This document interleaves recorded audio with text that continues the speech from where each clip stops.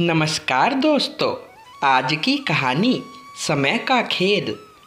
आज पहले से ही ऑफिस जाने में बहुत देर हो गई थी क्योंकि आज उठने में बहुत समय लग गया था। रात को तबीयत बहुत ज़्यादा ख़राब थी, इसलिए सुबह जल्दी उठा ही नहीं गया और आज ऑफिस जाने में भी देरी हो रही थी। उधर श्रीमती जी नाश्ता बनाने के काम में लगी हुई थी क्योंकि जल्दी जल्दी बनाना था।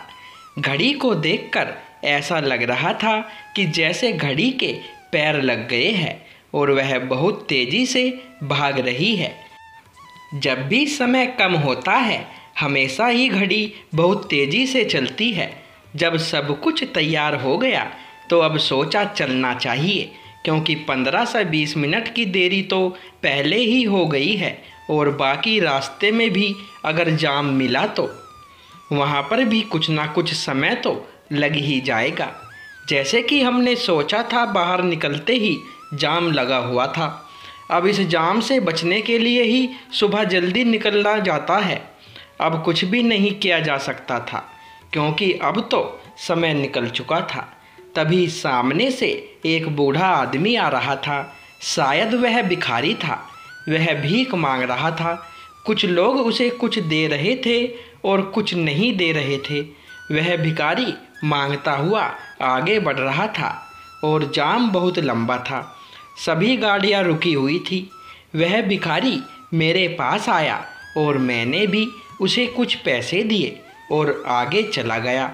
जब भी कोई मांगने आता है तो हमें उसे कुछ ना कुछ देना चाहिए। पता नहीं किसको कितनी ज़रूरत है। जाम खुला और अब हम आगे बढ़ने के लिए तैयार थे। जब हम ऑफिस पहुँचे तो पता चला कि सभी लोग बाहर खड़े हुए हैं। कुछ लोग अंदर ही हैं और वह बाहर निकलने की कोशिश कर रहे हैं। पता नहीं क्या हो रहा है क्योंकि मैं तो अभी अभी पहुँचा था।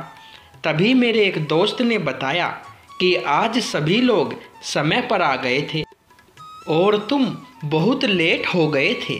कुछ देर बाद ही बिल्डिंग में अचानक ही तारों में शॉर्ट सर्किट हो गया।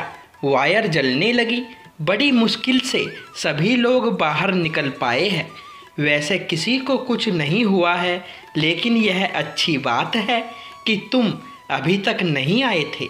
हमारे बॉस भी अभी अभी पहुँचे हैं और उन्हें जब यह पता लगा तो आज सभी को उन्होंने बाहर ही रहने को कहा है।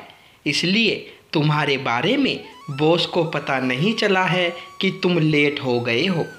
हम जितना सोचते हैं कि हम लेट हो गए हैं, लेकिन लेट होने के पीछे भी कभी कभी कुछ कारण होते हैं जिनको इंसान बिल्कुल भी नहीं पहचान पाता। इसलिए अगर आप लेट हो जाते हैं तो इस बात की चिंता न करें कि आप लेट हो गए हैं, क्योंकि यह कोई नहीं जानता कि समय का खेल क्या है। तो दोस्तों, कहानी यहीं पर समाप्त होती है। फिर मिलेंगे एक और नई ज्ञानवर्धक कहानी के साथ। कहानी अच्छी लगी हो तो वीडियो को लाइक करें, शेयर करें और चैनल पर पहली बार आए हो तो चैनल को सब्सक्राइब करें। धन्यवाद दोस्तों।